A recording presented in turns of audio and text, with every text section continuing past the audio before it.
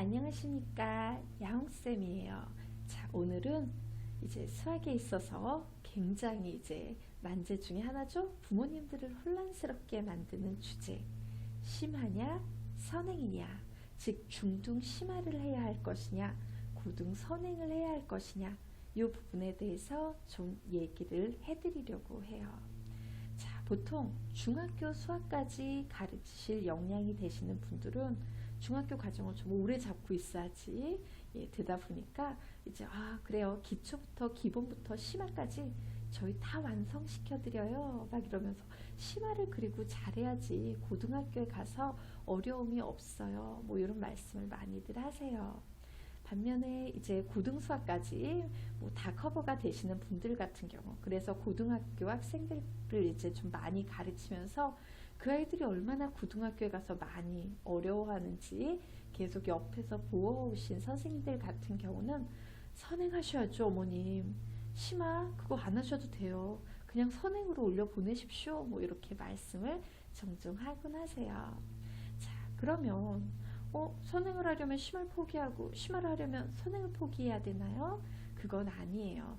사실은 둘 다 가능하고요. 둘 다 하는 게 맞습니다. 자, 그런데 왜 심화를 하는 학생들은 선행의 시기를 다 놓쳐가지고 고등학교에 가서 그렇게 고생을 하냐라고 하면요. 공부를 하는 시기에 잘못된 선택 때문에 그래요. 즉 하기는 했는데 잘못 공부하신 거예요. 시간 조절을 잘못하신 거예요. 그리고 솔직히 말씀드리면 선행을 하는 학생들 있잖아요. 뭐 심화 말고 선행으로 이제 선생님한테 배우는 친구들처럼 막 고등수학 전과정 막 3번 돌리고 문제집 70권 80권 풀고, 그거는 이제 겉으로 보이는 외형. 사실은 깊이 있는 개념, 아주 쉬운 개념부터 이제 바닥 잡기부터 해가지고 차근차근 심화까지 끌어올려 놓은 이제 야옹 수학의 개념 같은 거, 이런 거 이제 계속 반복해서 본 친구들 같은 경우는 솔직히 심화 없이도요, 그냥 심화는 절로 될 것이고 고등학교에 가서 최상위권으로 진입을 할 수밖에 없어요. 그래서 솔직히 둘 중에 전 머리 아파요, 둘 다 하는 게 맞다지만 하나만 할래요, 그러면 최상위권의 경우에는요, 선행을 하는 게 맞습니다. 자, 그런데 이제 또 전 욕심이 많아요, 선생님 둘 다 하고 싶어요 하는 학생들을 위해선 이런 얘기를 드리고 싶어요. 기간을 분명하게 아주 완전히 구분하셔서 공부를 하셔야 돼요. 자, 1년이라는 기간 동안에 12개월이라는 기간 동안에요, 보통 약간 더 적어질 수도 있고 길고 짧고의 문제는 있을 수 있지만 평균적으로 최상위권 학생들은 내신 플러스 심화를요, 정확하게 보통 3개월 전후로 준비를 해요. 공부한다는 표현을 안 쓰고 준비해요, 뭐 이런 표현을 선생님이 썼습니다. 1년 중에 3개월 정도 심화, 내신 이런 걸 준비한다고요? 네. 그리고 평균적으로 9개월 정도는요, 미친 듯이 정말 열정적으로 선행을 해나간다라고 보시면 돼요. 자, 그러면 이게 어떻게 그 짧은 기간에 심화까지 가능할 것이며, 어떻게 그렇게 되지? 뭐 내신까지 되지? 막 심화의 내신에 그렇게 짧게 되나? 뭐 이런 학생들이 있다면 조금 설명을 드리도록 하겠습니다. 자, 중학교 심화의 실체에 대해서 우리 좀 생각을 해보도록 해요. 사실은 이미 교육부에서는 정확하게 다 지정을 해놨어요. 중학교 과정에서 배우는 개념의 수준은 이런 정도야 라고 이제 이미 지정을 해놨고요. 그 지정된 개념에 맞춰가지고 만들어지는 게 보통 시중에 나와 있는 일반적인 우리가 보통 알고 있는 개념서, 문제집 뭐 이런 평범한 것들이에요. 물론 그것 중에서도 유독 쉬운 걸 다루는 것도 있지만, 그런데 선생님 또 이런 거 있잖아요. 유독 어려운 걸 다루는 뭐 A급 수학, 최상위 수학 뭐 이런 것들이 있잖아요. 그런 건 그러면 어떻게 된 건가요? 라고 묻는다면, 이제 수학 문제집을 파는 회사 입장에서는 기본서 몇 권 팔고 끝내려니까 이제 먹고 살기가 힘든가? 그건 잘 모르겠지만 어쨌든 부모님들의 욕망을 읽어내신 거죠. 얘는 뭐 이런 레벨의 교재까지 풀어 뭐 이런 어떤 부모님들의 그런 욕망에 일거해가지고 그래 좀 있어 보이는 평범한 애들이 건드리기 어려운 난이도 있는 그런 문제집을 만들어야겠어 막 이래가지고 이제 그런 문제집을 만들어요. 그럼 그 개념들은 전부 어디에서 오냐면요, 고등수학에서 내려온다라고 보시면 돼요. 그냥 고등수학에서 그 어려운 거 다 다룰 수는 없고요. 만약에 고등수학의 그 개념과 관련된 심화 개념으로 10개 정도 나와 있다라고 하면 보통 한 2개? 3개 많아야 3개? 2개, 3개 정도 이제 끌어내려서 문제를 만드는 거예요. 그런데 별 설명을, 이게 기본적인 수학의 내용이야. 고등학교에서는 이런 설명 없이요. 그냥 이제 좀 있어 보이게 내려보내 버리는 거예요. 그러면 이제 그거를 너무 안타깝게도 보통 심화 좋아하시는 선생님들은 중등 수학까지 하시는 분들이다 보니까 그 개념을 보고도 얘가 고등 수학의 기본 개념의 극히 일부라는 걸 전혀 이해를 못 하시는 거예요. 그리고 이제 본인들이 보기에도 정말 좀 심화스럽고 어렵고 잘 모르겠고, 그러면 이제 어떻게 한다? 답지를 열심히 공부를 하셔서 이제 계속 보다 보면 암기가 되는 거죠. 뭐 그래서 이제 선생님은 이 문제도 잘 풀어, 뭐 이렇게 풀어 내리시면서 나 잘하지? 너네 이거 풀 수 있어? 뭐 이런 분위기를 가면서 이제 계속 교재를 교환해 가는 거죠. A급, 다 끝냈어? 우리 이번엔 최상위 갈까? 뭐 이러면서 중학교 3년 내내 솔직히 심한 말로 학생들을 그냥 붙잡고 계신 거예요. 왜? 중학교 과정까지만 잘하면 이제 본인의 역할은 끝났고 나는 중학교 수학에서 100점 만들어낸 선생님이야 라는 이제 명성하에 먹고 살 수 있으니까 이런 얘기하면 욕먹을 것 같은데 악성 댓글 또 달리고 선생님 블로그 또 폭발하는 건가요? 이거 지워버려야 되나? 에이, 모르겠다. 그냥 하도록 하죠. 뭐 어차피 이미 고양이로 나올 때는 버릴 만큼 다 버렸어요. 그리고 선생님 강의 보시면 알겠지만 선생님이 평범한 사람은 아니에요. 그냥 막 깹니다. 와, 이게 한 사람의 인격체야? 뭐 이런 생각이 들 정도로 이렇게 나긋나긋한 고양이도 됐다가 강의할 때는 엄청 유쾌한 사람이 됐다가 이제 애들 강의한 거 이제 하도 복습을 안 하니까 아주 암기시킬 때는 아주 지랄방각 미친 짓을 합니다. 뭐 그런 사람이에요. 뭐 그냥 하지 뭐.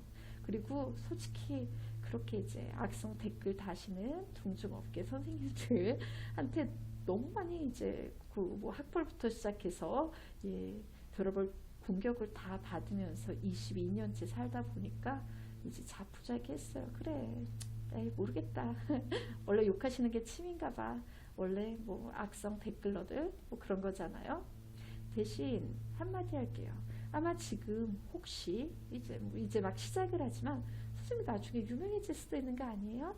그럴 땐 이제 선생님에게 악성 댓글을 다셨던 분들은 선생님의 프로필이나 이런 것만 봐도 저 사람이 누구구나 라고 알 수 있을 거예요. 그때 또 다시면 법적 책임 분쟁 들어갈 거예요. 선생님이 귀찮아서요. 막 주변에서 야 이거 신고하면 그냥 다 걸려들어 라고 이제 얘기하던 거 막 무고죄, 명예훼손죄 뭐 이런 거 있어요. 네. 그런데 자료만 그냥 댓글만 다 저장을 선생님 컴퓨터에 그냥 그대로 다 모아두고요. 그냥 내버려 뒀어요. 네. 언제든지 꺼낼 수 있지만 내버려 뒀어요. 그러니까 우리 악성 댓글은 자제하도록 합시다. 뭐 댓글 막아버리면 되지. 뭐 그죠? 네. 어쨌든 우리 다시 얘기로 돌아가 보도록 하겠습니다. 자, 그런 식으로 고등학교 개념의 극히 일부가 나와요. 그래서 선생님은 그런 문제들을 이렇게 보면서 생각하는 게 이건 그냥 정상적으로 기본 수업을 해서 가르치고 풀면 그냥 기본이고 평범한 건데 왜 고등 수학의 극히 쉬운 개념들 몇 개 끌어내려 놓고 정확한 개념 설명은 하지 않고 어렵지? 봐, 이렇게 어려운 거야. 이게 심화야.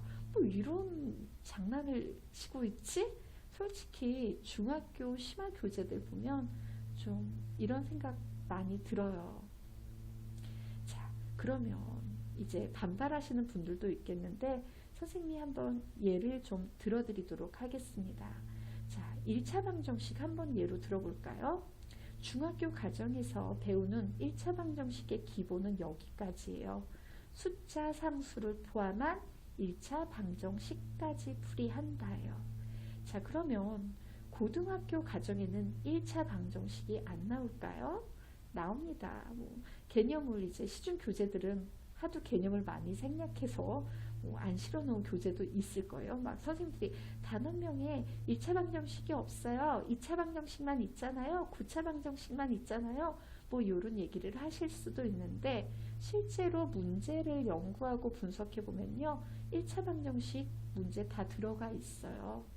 그래서 선생님 개념집에는 시중 교재에서 거의 놓치고 가고 알 거라고 착각해서 가르치지 않는 1차 방정식의 정상적인 개념들을 다 실어 놓고 있어요. 자, 예를 들면 중학교 1차 방정식은 그냥 꼴랑 되게 쉬운 가장 유치한 숫자 상수를 포함한 1차 방정식 여기까지가 기본이라면 이제 그 녀석의 심화로서요. 문자 상수가 들어가 있는 1차 방정식 절대값 기호를 포함한 1차 방정식 이런 것들이 나와요.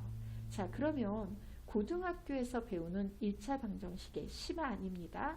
기본 과정에 들어있는 내용들은 뭐냐면요. 당연히 숫자 상수 1차 방정식은 안다는 전제하에 움직이겠죠. 문자를 포함한 1차 방정식 아주 정상적으로 잘 설명해서 배우게 되고요. 절대값 기호를 포함한 1차 방정식, 가우스 기호를 포함한 1차 방정식, 새로운 연산의 정의가 들어가 있는 1차 방정식, 기본 1차 방정식 외에 이제 심화보다는 이제 조금 문제 난이도를 높이는 상급 기본 개념으로 이런 것들을 다 배워요. 그리고 중학교 때 배웠던 1차 방정식의 심화 문제는 물론 다 커버가 되는 부분이고요. 자, 또 하나의 얘기를 해볼까요? 이번엔 좀 더 심한 예 한번 들어보도록 하겠습니다. 연립방정식 얘기를 해볼게요. 중학교 때 연립방정식 했을 때 나오는 기본은 뭐냐면요. 숫자 상수를 포함한 2원 1차 연립방정식 요거 꼴랑 하나 가르쳐요. 이게 기본이에요. 자, 그러면 고등수학에서 배우는 연립방정식에는 어떤 것이 있냐? 2원 1차 연립방정식 중학교 때 배웠던 거 또 나옵니다. 대신요 난이도가 당연히 높아지겠죠. 어떤 것들을 이제 포함한 문제들이 나오게 될 것이다. 네, 문자 상수를 포함한 문제들도 나올 수 있고요. 가우스 기호를 붙일 수도 있고 절대값을 붙일 수도 있고 이런 것들이 나올 수 있어요. 그런데 걔만 배우냐? 아니에요. 중학교 때 배웠던 연립방정식의 후수 과정으로 배우는 개념들을 고등학교 때 배우는 개념들을 선생님이 지금부터 한번 쭉 얘기를 해볼게요. 자, 문자를 포함한 2원 1차 연립방정식, 그리고 지금 교육과정에서 빠졌지만 그나마 빠져서 다행이에요. 예전에는 그 2원 1차 연립방정식의 부정, 2원 1차 연립방정식의 불능, 자, 1차, 2차 연립방정식 이것도 중학교 과정에선 가장 유치한 1차에서 한 문자를 소거해서 2차에 대입해서 풀이한다. 요거 당연히 나오지만 요거 외에 그냥 째려보기만 해도 답이 나오는 직방 문제, 그리고 째려봤는데 답이 나오지 않아서 t에 관한 2차 방정식으로 바꾼 후에 근과 개수와의 관계를 이용해서 푸는 2원 1차 연립방정식 계속 얘기합니다. 자, 3원 1차 연립방정식. 선생님 아까 얘기 잘못했네. 미안해요. 졸린가 보다. 자, 2원 1차 연립방정식의 부정불능 아니고요. 맞구나. 2원 1차 연립방정식도 부정불능이 있고요. 3원 1차 연립방정식 여기에도 부정불능 개념이 들어가 있어요. 그리고 2차, 2차 연립방정식엔 또 기본적으로 세 가지 유형이 있습니다. 자, 어느 하나가 인수분해 돼서 어느 하나 상수항이 0이어서 어느 하나가 인수분해 되는 유형, 그리고 x, y 개수가 같아서 2차항을 모두 소거할 수 있는 유형 문제, 그리고 인수분해도 되지 않고 2차항도 소거할 수가 없어서 상수항을 소거해서 다시 1번 첫 번째 유형인 인수분해해서 푸는 유형, 그리고 x, y 특수 형태 거기에서 끝나나요? 연립방정식은요, 부정방정식과 공통근이라는 개념으로도 확장이 됩니다. 자, 그래서 우선 선생님 개념에는 부정방정식 개념은 기본적으로 6개의 개념을 실어놨고요. 거기에 공통근 개념까지 들어있는 상황이에요. 그래서 정말 크게 본다 그래도 중학교 때 배웠던 단 한 개의 개념은 고등학교 과정에서 크게 보면 13개로 확장이 되고요. 요거를 좀 더 세밀하게 본다라고 하면요. 몇 개? 한 15, 6개까지 이제 확장이 되는 거예요. 자, 선생님이 예전에 선행해야 됩니다 라는 얘기를 하면서 뭐 개념 수와 문제수에 대한 얘기를 했죠. 그때 여러분에게 이렇게 정리를 해드렸어요. 너무 숫자들이 복잡하면 심플하게 이렇게 생각하십시오. 개념은 10배 증가했고 문제집당 문제수는 10분의 1로 줄어들었습니다 라고 생각하시면 편합니다. 뭐 이런 얘기를 했잖아요. 지금 연립방정식 같은 경우에는 뭐 좀 선생님이 좀 마음을 뭐 그래 좀 적게 내려주지 뭐 반발하시는 분들이 계실까봐 라고 해도 하나의 개념이 13개의 개념으로 확장이 돼 있는 상태고 중학교 과정에서 이제 심화해요 막 이러면서 끌어내려오는 개념은 그 13개의 개념 중에 그나마 이제 가장 쉬운 개념 중 하나인 한 2개 정도의 개념이라고 보시면 될 것 같아요. 그러면 이제 보이지 않나요? 예, 어설픈 심화도 아닌 개념을 심화인 양 어설프게 배우면서 어렵지 진짜 어려워 막 이런 수학을 배울 것인가, 그냥 그게 어려운 게 아니라 이 정도가 기본이야 얘들아, 기본 정도는 해야지 이러면서 그 모든 개념을 완벽하게 배울 것인가, 이 부분을 조금 생각을 해보시면 답은 나올 것 같아요. 네. 자, 그러면 이제 고등 선행을 한 친구들 같은 경우는 중학교 심화가 불가능하냐? 엄청 가능합니다. 중학교 과정 밖에 안 한 애들이 고등 수학의 일부를 배우려면 이게 심화 갖고 어려운 거지, 고등 수학을 정상적으로 개념을 하나하나 정확하게 다 밟아서 배운 친구들한테는요, 그냥 중학교 심화 문제 봐도 유치하네, 이거 고등학교 개념인데 여기 심화라고 실어놨네, 이게 보여요. 그래서 그냥 막 풀고 가는 거지. 왜? 쉬우니까. 걔네들한테는 기본이 아니고 말 잘못했어요? 심화가 아니고 기본이니까. 정답은 나오죠? 그래서 선생님하고 수학을 하는 친구들은요, 그 9개월 동안 보통 죽어라 선행을 해요. 그리고 선생님도 그 내신 기간 있죠? 내신 기간엔 자 얘들아 내신 공부해, 선생님 돈 못 벌어도 되니까 항상 느끼는 거지만 선생님은 너무 배가 부른 인생을 살고 있어요. 네, 야 이제 선생님 그래 수업료 안 받아도 되니까 이 기간엔 휴강이야, 시험 잘 보고 우리 다시 만나자 빠이빠이 뭐 이러면서 그 3개월 동안은 내신 대비시켜요. 그 내신 대비에 짧은 3개월 기간 동안 학생들이 푸는 문제집이 보통 시험 범위 가정에 한해서 4권 정도 풀고요. 그 4권은 보통 센수학 정도급 중급 교재부터 시작해서 상급 교재까지 일명 심화라고 불리는 교재들까지도 척척척 풀어내는 거예요.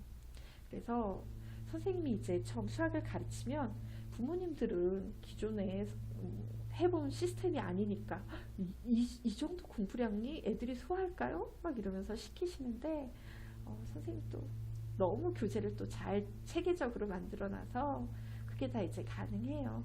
그러면서 이제 부모님들이 시험을 한번 보시고 나면 깜짝 놀라는 게 선생님이 공부하는 속도가 엄청 빨라질 거라고 얘기하셨기는 했는데 이렇게 애가 공부하는 속도가 빨라질 거라고는 상상도 못했어요. 막 이런 말씀을 하세요.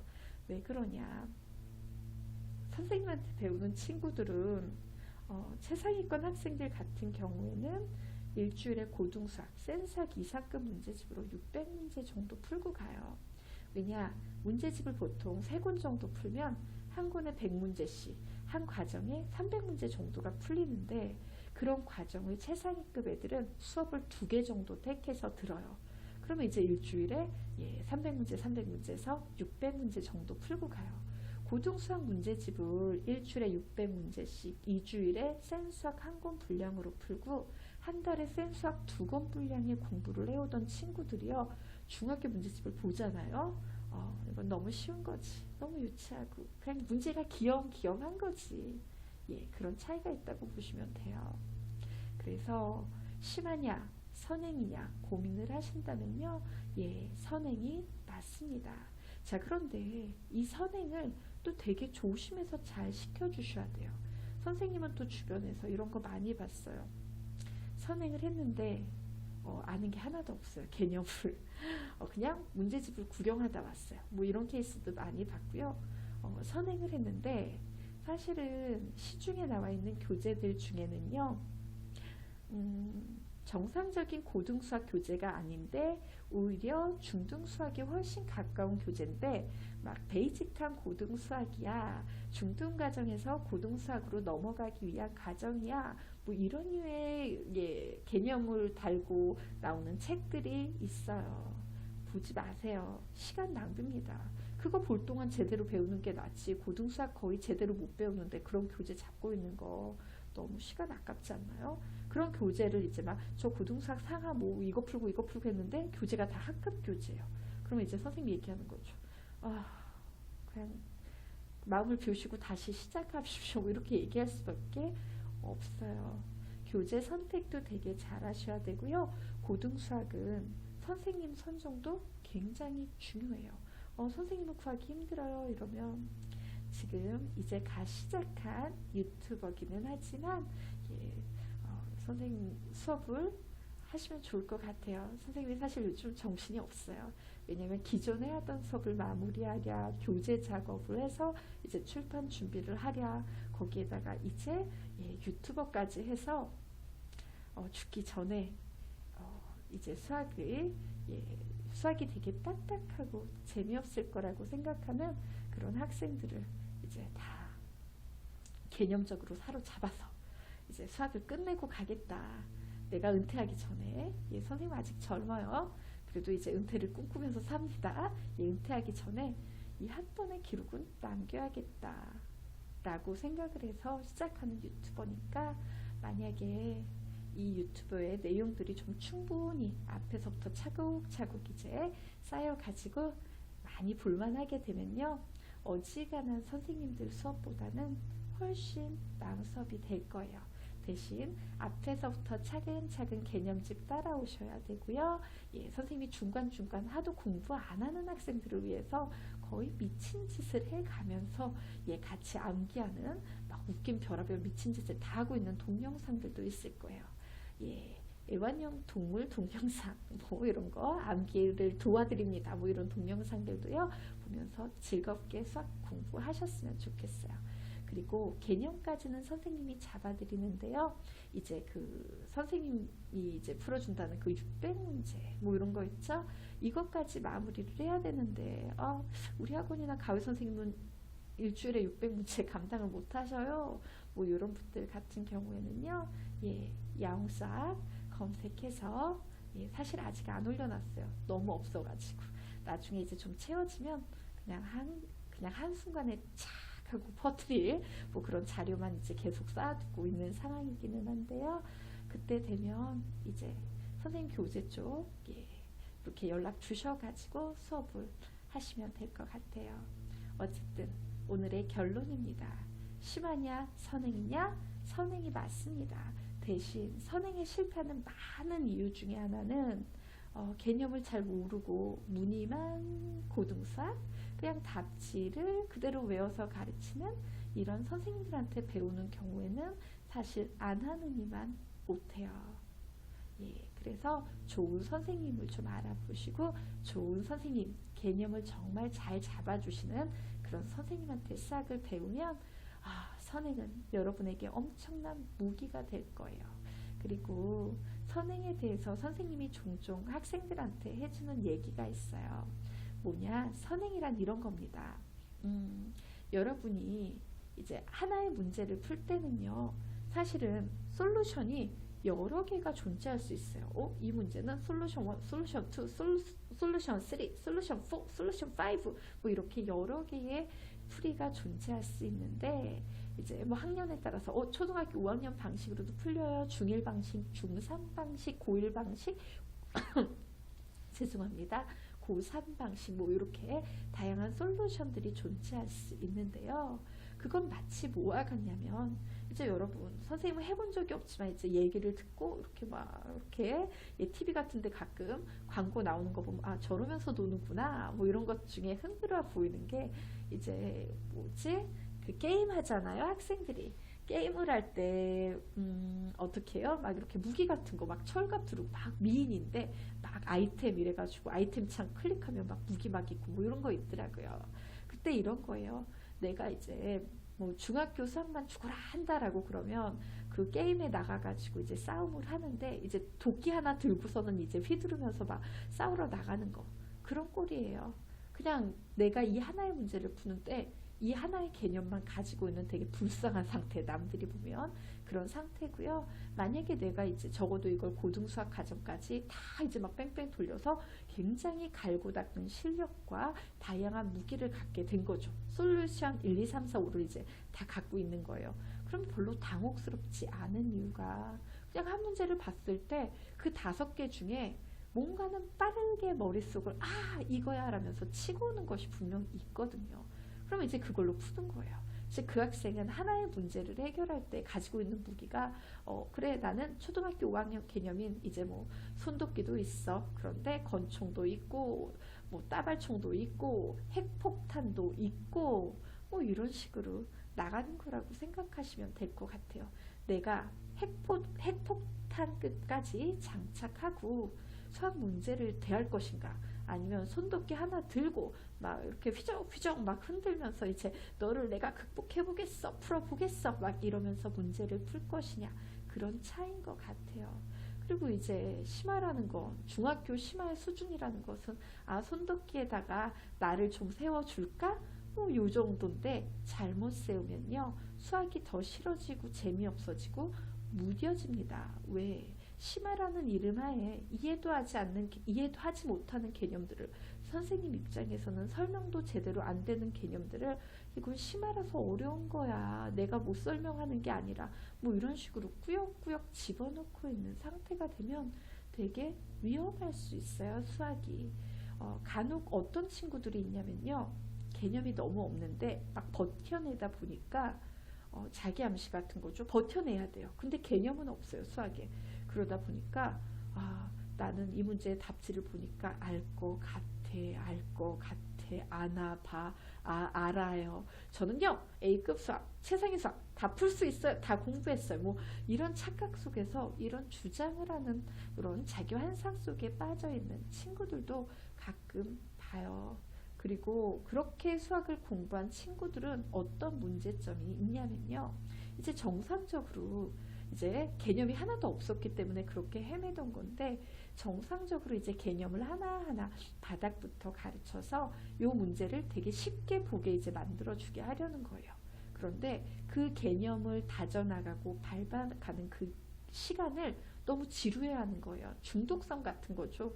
이제 막 그 어려운 문제를 바라봤을 때 막 희열, 막 그걸 안다는 착각에서 오는 그런 짜릿함, 막 이런 데 취해가지고 기본이 아예 사라져 버리고 기본의 중요성을 관가하는 그런 친구들이 간혹 있어요. 그 친구들 고등학교에 가면 수학 잘할 수 있느냐? 간혹 천재는 있어요. 간혹 10만 명 중에 하나 나온다는 천재, 뭐 이런 천재 애들은 그렇게 버텨도 되는 친구들이 있어요. 그런데 그 10만 명 중에 한 명 나온다는 천재가 아니면요, 선생님이 봤던 대부분의 학생들은 고등학교에 가서 성적이 점점점 학년이 올라갈수록 점점점 떨어지기 시작해요. 그럴 수밖에 없는 게 탄탄한 기본 개념을 바탕으로 다음 학년으로 또 다음 학년으로 이렇게 단계 올라가는 건데 개념 자체가 거의 없는 상태로 이제 점점 낯설고 새로운 개념들로 올라가려니 그게 올라가지겠어요? 안 되는 거예요. 그래서 우리는 어떻게 심화보단 둘 중에 하나를 선택한다면 선해. 하지만 내신 기간에는 아주 빠르고 다부지게 심화까지 이렇게 정리를 하시면 될 것 같고요. 또 하나 선행을 할 때는 누구에게 제발 고등수학 전문 강사에게 수업을 받으시기 바랍니다. 간혹 중등부 선생님들이 수학을 이제 내가 대학 나온 사람인데 수학 못하겠어? 막 이러시면서 고등수학 공부를 해서 지금부터 내가 고등수학을 가르쳐 볼 거야. 뭐 이런 분들이 계시긴 계세요. 선생님 굉장히 반대예요. 선생님은 되게 수학 잘했죠. 당연히 서울대, 연대, 고대 합격, 수학 100, 영어 100 뭐 이랬던 사람임에도 불구하고 수학 강사가 되겠다는 꿈을 갖고요. 대학교 다닐 때 새벽 5시에 일어나서 노량진에 6시 20분에 첫 수업이 있었어요. 그 노량진에 가서 1타 강사들 수업이란 수업은 다 들으면서 3시간 정도 하루에 꼬박 그렇게 3시간 정도 수업에 투자를 하고 또 미친 듯이 노량진에서 서울대 본부까지 들어가는 이제 30분 정도 걸리는 버스가 당시에 있었어요. 지금 있는지 모르겠지만 그 버스를 정말 죽으라 타고 막 미친 듯이 또 강의실에 뛰어 들어가서 이제 학교에서 또 거의 밥도 못 먹고 오후 4시까지 정말 미친 듯이 모든 수업을 붙여서 막 듣고 막 이러면서 강사가 되기 위해서 정말 훌륭한 강사가 되기 위해서 준비했던 기반이 있었어요. 그런데 가끔 어떤 선생님들 같은 경우는 학생들을 가르치면서 뭐 공부해 나가면 되겠지 이런 분들 계신데요. 그렇게 준비를 열심히 해서 강사가 됐던 선생님조차도요. 22년 전에 선생님의 모습을 생각하면 부끄러운 날이 되게 많아요. 아, 이걸 왜 이렇게 가르쳤지? 왜 이거밖에 못 가르쳤지? 아, 정말 아무렇기다, 부끄럽다 라고 생각을 많이 해요. 예. 그리고 그 학생들한테 뭐 솔직히 잘 가르쳤어요. 되게 잘했어요. 그럼에도 불구하고 더 잘 가르치지 못해서 미안한 마음 있었어요. 지금은 이제 그 친구들도 선생님하고 같이 늙어가는 중이라 뭐 그런 마음이 덜하기는 하지만 뭐 어쨌든 그랬어요. 그런데 그런 준비와 노력조차 없이 내가 뭐 오늘 요 한 10장 공부해서 학생 한 8장 가르치겠다라는 생각으로 수업을 준비하신다라고 그러면 그 학생이 너무 불쌍하잖아요. 선생님은 결국에는 이게 직업이다 보니까 업이다 보니까 점점 나아지실 거예요. 그런데 문제는 그 선생님의 초반 그 되게 이것도 모르고 저것도 모르고 헤매던 시절에 같이 곁에서 돈까지 내고 이제 그 시간을 버려가면서 헤매는 그런 학생들 너무 불쌍하지 않나요? 아, 그래요. 내가 욕먹는 데는 다 이유가 있는 거예요. 욕도 먹겠네요. 그죠? 그러니까